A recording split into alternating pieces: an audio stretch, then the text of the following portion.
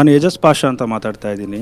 ನೀವು ಯುವಕರನ್ನ ನೀವು ಯಾಕೆ ನಿಮ್ಮ ಪ್ರೇರಣೆ ಮಾತುಗಳಿಂದ ಸಮಾಜಕ್ಕೆ ನೀವು ಹೆಂಗ್ ಕೊಡ್ತಾ ಇದ್ದೀರಾ ಅಂತಂದ್ರೆ ಅವ್ರು ಹೋಗಿ ಯಾರ ಮೇಲೆ ಕನ್ನಡ ಉಪನ್ಯಾಸಕರು ಶಬ್ದ ಬಳಕೆ ಸರಿಯಾಗಿಲ್ಲ. ಪ್ರೇರಣೆ ಎಲ್ಲ ನೀವು ಹೇಳ್ತಾ ಇರೋ ಪ್ರಚೋದನೆ ಇಲ್ಲ ಅದು ಪ್ರಚೋದನೆ ಪ್ರೇರಣೆನೂ ಕೊಡ್ತಾ ಇದ್ದಾರೆ ಅವರು. ಪ್ರೇರಣೆನೂ ಕೊಡ್ತಾ ಇದ್ದಾರೆ ಅವರು. ಪ್ರೇರಣೆ ಕೊಟ್ಟು ಅವ್ರು ಹೇಳೋದು ಹೆಂಗಿರುತ್ತೆ ಗೊತ್ತಾ? ನಾನು ಅವ್ರ ಭಾಷಣಗಳನ್ನ ನಾನು ನೋಡ್ತಾ ಇರ್ತೀನಿ, ಮಾಡ್ತಾ ಇದ್ದಾರೆ. ಒಳ್ಳೊಳಗಡೆ ಪ್ರೇರಣೆನೂ ಕೊಡ್ತಾ ಇರ್ಬೋದು. ಹೇಳ್ತೀನಿ ಯಾಕೆ ಅಂತ ಅಂದ್ರೆ ನಿಮ್ಮ ಮಾತುಗಳನ್ನ ಕೇಳಿ ಅವ್ರು ಕೊಲೆ ಮಾಡ್ತಾರಲ್ಲ, ನೀವೇ ಹೋಗಿ ಮಾಡಿ. ಯಾರೇ ಇವನು ವಿಚಿತ್ರವಾಗಿ ಮಾತಾಡ್ತವನೆ? ನೀವು ಹೋಗಿ ಮಾಡಿ ಡೈರೆಕ್ಟ್ ಆಗಿ. ಯಾಕೆ ಆ ಮಕ್ಕಳನ್ನೆಲ್ಲ ಪಾಪ ಬಡವ್ರ ಮಕ್ಕಳನ್ನ ಸೇರಿಸ್ಕೊಂಡು ನೀವು ಹಾಳು ಮಾಡ್ತೀರಾ? ನೀವು ಹೋಗಿ. ನೀವು ಯಾಕೆ ಮಾಡ್ತಾ ಇಲ್ಲ? ನೀವು ಬರೀ ಹೇಳ್ತೀರಲ್ಲ, ನೀವು ಹೋಗಿ ಮಾಡಿ. ಕತ್ತಿ ತಗೊಳ್ಳಿ, ಖಡ್ಗ ತಗೊಳ್ಳಿ, ಮಾಡಿ. ಅವ್ರು ಹೇಳಿದ್ರಲ್ಲಿ ನ್ಯಾಯ ಆಯ್ತಾ ಕಣ್ರೆ? ನೀವು ಪ್ರಚೋದನೆ ಕೊಡ್ತೀರಿ, ಯುವಕರನ್ನ ದಾರಿ ತಪ್ಪಿಸ್ತೀರಿ. ನಿಮ್ಮ ಪ್ರಚೋದನೆಗೊಳಗಾಗಿ ಅವರು ಹಿಂಸೆಗೆಳಿತಾರೆ. ಪ್ರಚೋದನೆ ಅನ್ನುವಂಥದ್ದು ದೇಶಭಕ್ತಿಯ ವಿಚಾರವನ್ನು ಸಂಘಟಿತರಾಗಿ ಜಾತಿ ಮತ ಪ್ರಾಂತ ಭಾಷೆ ಪಕ್ಷ ಭೇದವನ್ನು ಮರೆತು ನಾವೆಲ್ಲ ಹಿಂದೂ ಒಂದು ಬಂಧು ಅಂತ ಹೇಳುವಂಥದ್ದೇ ಪ್ರಚೋದನೆ ಅಂತಂದರೆ ನಾನೇನು ಮಾಡೋಕ್ಕಾಗಲ್ಲ. ನಾನು ಈ ದೇಶವನ್ನು ಉಳಿಸಬೇಕಾಗಿದೆ, ಈ ಧರ್ಮವನ್ನು ಉಳಿಸಬೇಕಾಗಿದೆ, ಸಂವಿಧಾನವನ್ನು ಉಳಿಸಬೇಕಾಗಿದೆ. ಸೊ ಆ ಆಧಾರದ ಮೇಲೆ ನಾವು ಕೆಲಸ ಮಾಡ್ತಾ ಇದ್ದೀವಿ ವಿನಃ ಇನ್ಯಾರನ್ನೋ ಕೆರಳಿಸಬೇಕು ಅನ್ನುವಂಥದ್ದಲ್ಲ. ನೀವು ನಿಮ್ಮ ಪ್ರಶ್ನೆಯನ್ನು ನನಗೆ ಕೇಳೋ ಬದಲಿ ಮುಸ್ಲಿಂ ಸಮಾಜಕ್ಕೆ ಹೇಳಬೇಕಾಗಿತ್ತು. ಏನು ಮಾಡೋಕ್ಕಾಗಲ್ಲ ಬಿಡ ಚಿಕ್ಕ ಹುಡುಗ.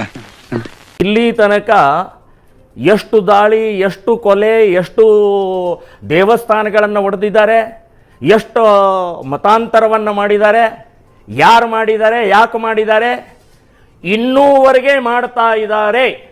ಇನ್ನೂವರೆಗೆ ಸ್ಟಿಲ್ ಟುಡೇ 32 ವರ್ಷದ ಹಿಂದೆ ನಡೆದಂಥ ಕಾಶ್ಮೀರದ ಘಟನೆ ಸ್ಟಿಲ್ ಟುಡೇ ಇವತ್ತಿಗೂ ಗುಂಡು ಹೊಡಿತಾ ಇದ್ದಾರೆ.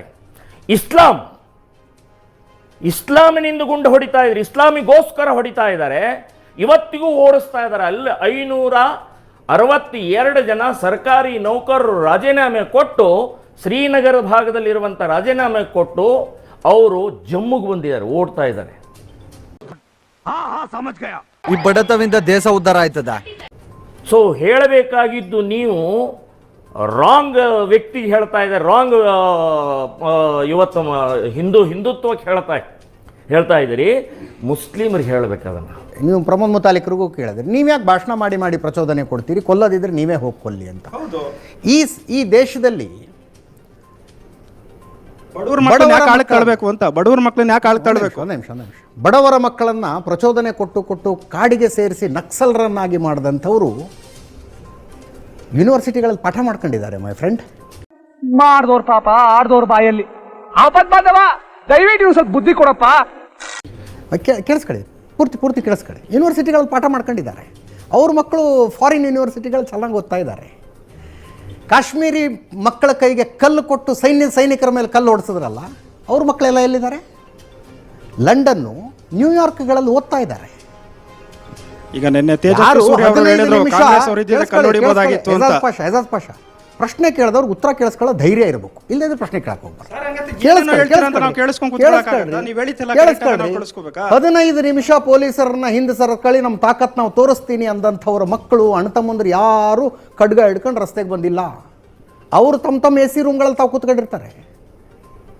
ಗುಸ್ತಾಕೆ ನಬಿ ಕಿ ಏಕ್ ಹಿ ಸಜಾ ಸರ್ ತನ್ ಸೆ ಜುದಾ ಹೇಳಿದವ್ರು ಯಾರು? ಸ್ಟೇಜ್ ಮೇಲೆ ಕತ್ತರಿಸಿದವ್ರು ಯಾರು? ತಲೆ ಕತ್ತರಿಸಿದವ್ರು ಯಾರು?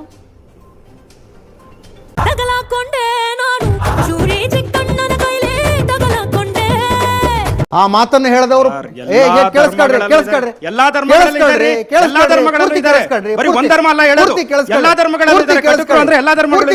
ಪೂರ್ತಿ ಕೇಳಿಸ್ಕೊಳ್ಳಿ. ಗುಸ್ತಾಕೆ ನಬಿ ಕಿ ಏಕ್ ಹಿ ಸಜಾ ಸರ್ ತನ್ ಸೆ ಜುದಾ ಅಂತ ಭಾಷಣ ಮಾಡಿದವರು ಕವಿಗೋಷ್ಠಿಗಳಲ್ಲಿ ಕೂತ್ಕೊಂಡು ಈಗಲೂ ಪದ್ಯ ಓದ್ತಾ ಇದ್ದಾರೆ. ಆವಾಗ ನಿಮ್ಮ ಪ್ರಶ್ನೆ, ಹಿಂದೂ ಆಗಿರ್ಲಿ, ಮುಸ್ಲಿಂ ಆಗಿರ್ಲಿ, ಕ್ರೈಸ್ತ ಆಗ್ಲಿ, ಪಾರ್ಸಿಗಾರಿ ಯಾರಾದ್ರೂ ತಗೊಂಡು ಹೊಡೀರಿ. ಹಿಂಗೆ ಬರ್ತೀರಿ ನೀವು. ಗುರುವೇ, ಕೆಲ್ಸಕ್ಕೆ ಬಾರ್ದ್ರ ಬಗ್ಗೆ ಮಾತಾಡಿದ್ರೆ ಅವ್ರಿಗೆ ಬೆಲೆ ಜಾಸ್ತಿ ಆಗುತ್ತೆ. ಆನೆ ಹೋಗ್ತಾ ಇರುತ್ತೆ, 1000 ನಾಯಿ ಬೊಗಳ್ತಾ ಇರ್ತವೆ. ಆನೆ ಹಿಂದಕ್ಕೆ ತಿರುಗುತ್ತಾ? ಅದ್ರಲ್ಲಿ ಅನಸೂಯಮ್ಮನ್ ಸಣ್ಣ ನಾಯಿ. ಕರೆಕ್ಟ್ ಆಗಿ ಹೇಳ್ದೆ ಕಣ.